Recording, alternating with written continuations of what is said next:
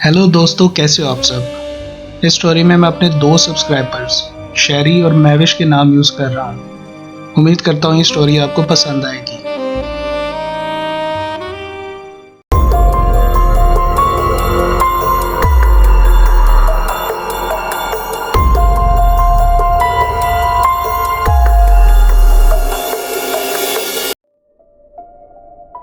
मेरा नाम शेरी है। मेरी बहन मैविश 3 दिन से लापता है।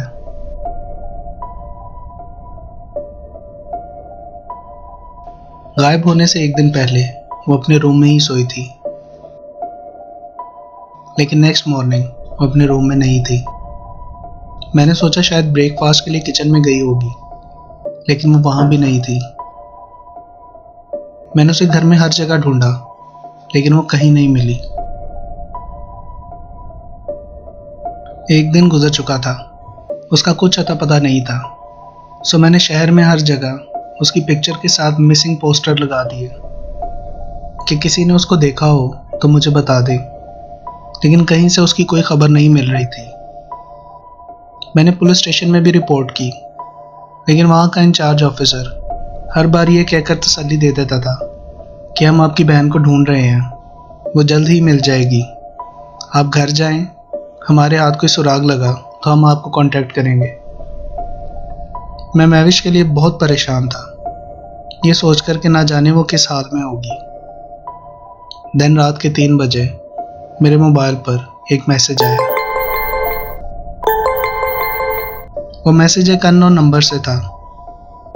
मुझे नहीं पता कि वो मैसेज पढ़कर मुझे खुश होना चाहिए था या परेशान, लेकिन एक्चुअल में उस मैसेज ने मेरी परेशानी को और बढ़ा दिया था। उस मैसेज में लिखा था, तुम्हारी बहन शहर से बाहर वाले जंगल में है, जल्दी आओ और अकेले आना। मैंने उसी वक्त गाड़ी स्टार्ट की और जंगल की तरफ निकल पड़ा। जंगल शहर से काफी दूर था।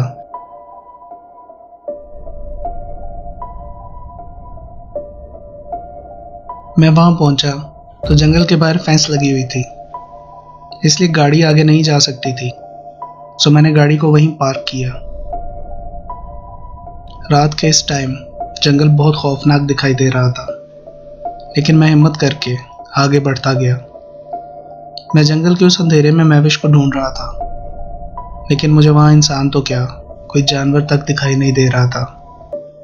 देन सडनली मुझे उस बियाबान जंगल के बीचों बीच एक हट दिखाई दी, जो कि बहुत ज़्यादा खस्ता हालत में थी। बाहर से देखने में ऐसा लग रहा था जैसे अंदर कोई रहता है। मैंने सोचा इस हट के मालिक से अपनी बहन के बारे में पूछूं। हट का दरवाज़ा खुला था, इसलिए मैं डायरेक्ट अंदर एंटर हो गया। वहाँ हर चीज़ बहुत ज़्यादा पुरानी थी। हाथ से बने हुए लकड़ी के बेंचेस और तूड़ी से भरा पड़ा बिस्तर, सब कुछ वेird था। मैं वहाँ बेंच पर बैठ के घर के मालिक का इंतज़ार करने लगा। अचानक मुझे अपने पाँव के नीचे से अजीब सी आवाज़ सुनाई दी। ऐसी आवाज़ थी जैसे कोई मदद के लिए पुकार रहा हो।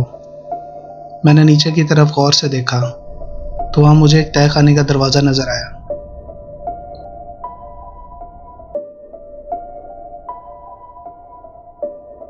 मैंने वो दरवाज़ा खोला तो एक बहुत ही भयानक स्मेल से मेरा सर चकरा गया। मैं वो दरवाज़ा बंद करने लगा था कि मुझे दोबारा किसी के बिन बिनाने की आवाज़ सुनाई दी। मैं नीचे उतरा तो वहाँ का खौफनाक मंजर देख के मेरी टांगें कांप गईं। एक पिंजरे में किसी इंसान को बंद करके रखा हुआ था। अंधेरा होने की वजह से मुझे कुछ ठीक से दिखाई नहीं दे रहा था। फर्श पर हड्डियां बिखरी पड़ी थीं। मैं डर के मारे सुन्न पड़ चुका था, लेकिन मैं हिम्मत करके आगे बढ़ा तो मैंने देखा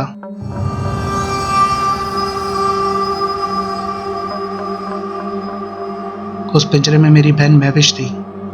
उसके मुंह पर टेप लगी हुई थी, जिस्म पर स्क्रैचेस के निशान थे और उसको रस्सियों से बांधा हुआ था।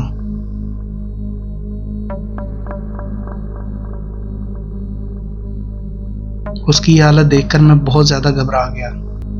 मैंने उसे कहा, मैं हूँ शहरी, तुम्हारा ये हाल किसने किया? घबराओ नहीं, मैं तुम्हें यहाँ से निकाल लूँगा। वो कुछ कहने की कोशिश कर रही थी, लेकिन मुंह पर टेप होने की वजह से वो बोल नहीं पा रही थी। मुझे ऐसा लग रहा था जैसे वो मुझसे कह रही हो कि चले जाओ यहाँ से, भाग जाओ। इससे पहले कि मैं आगे बढ़ता, मुझे अपने पीछे किसी की आहट सुनाई दी।